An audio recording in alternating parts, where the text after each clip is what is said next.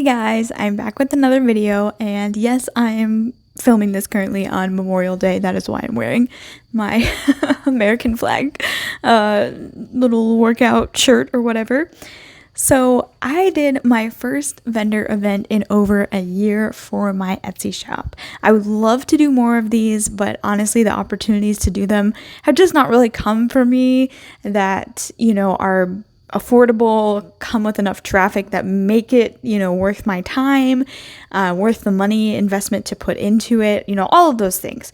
So I kind of just don't really even seek out opportunities like that because I've gone to a lot of vendor events before in the past and just have not seen a great return sometimes. So I'm a little bit gun shy when it comes to choosing these and really deciding to put in the time and the money that it takes to do this, because it does take a lot of effort, especially when you own vintage home decor.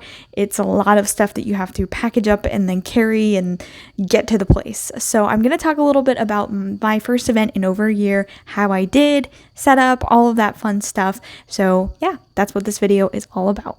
So first off, this event was actually one that I kind of helped plan because it was something my work was putting on. So I have a full-time job. I am the assistant station manager for a radio station, and we put on an event every single Friday before Mother's Day.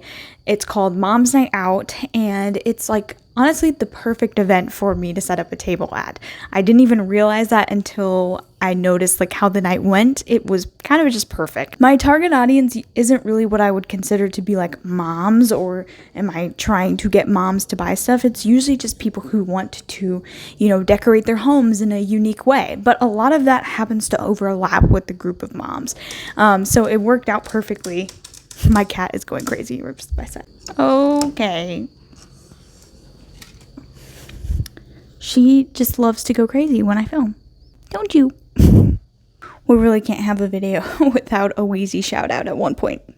As I was saying, it ended up being a great audience for me, target market at this event, and I was really happy with the turnout.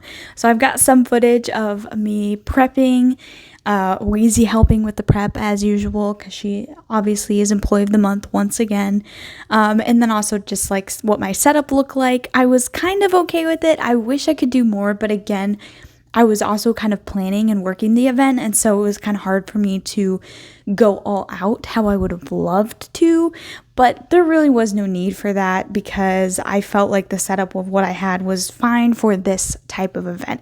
It's not like a multi-day event where you're trying to sell bigger ticket items. It was pretty much all smalls that I sold, so I didn't sell any of my bigger items or like a furniture piece or anything like that, although I would love in the future to be able to do big events like that. If you've ever watched the YouTube channel Amanda's Mercantile, she does this by going to the Luckett's markets, and her setup is so inspiring. I love them so much, and I'm always like, oh my goodness, I want to be you. Not that I want to copy her style or steal her style at all, but I just am very inspired by her work. But yeah, this event was very different in that way. So it was mainly just smalls, setting up the one table, that type of stuff. But again, it worked really well because a lot of people were shopping for gifts for maybe their own moms or friends or whatever.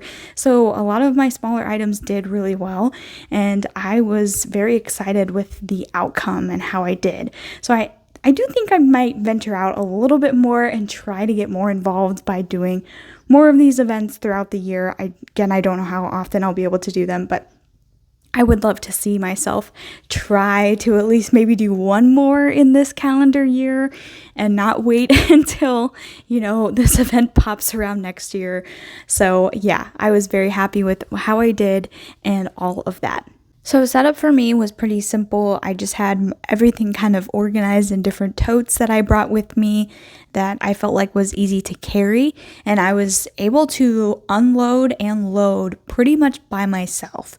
So that's really key. If you don't have someone who can come and help you, that can be really helpful. One of the things I do want to get for any future events that I do, or just going out to flea markets, to antique stores, garage sales, whatever. I really want to get a foldable, like collapsible wagon that I can put in the back of my car. That would have been so helpful for this, and I would love to get that. So that's kind of on my Amazon wish list right now to purchase one of those. I don't think they're super expensive, so I will hopefully be able to eventually grab one of those. So if you do have one and you were planning to do an event, highly recommend using that. That'll just be helpful to get everything to and from your car. Thankfully, I was able to pull up right to the event doors and, unload and then go park.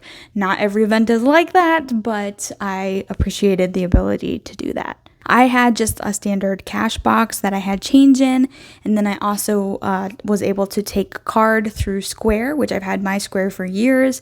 It works great. I just plug it into my phone, and then I'm able to swipe people's cards after putting in the total for what they want to purchase.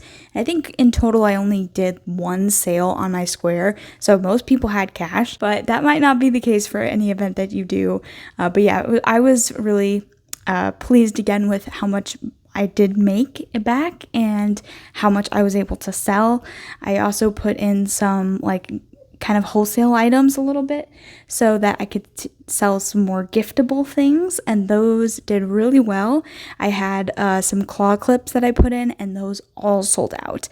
I also used to own a jewelry business that I sold handmade jewelry, and I still have some of that handmade jewelry left over.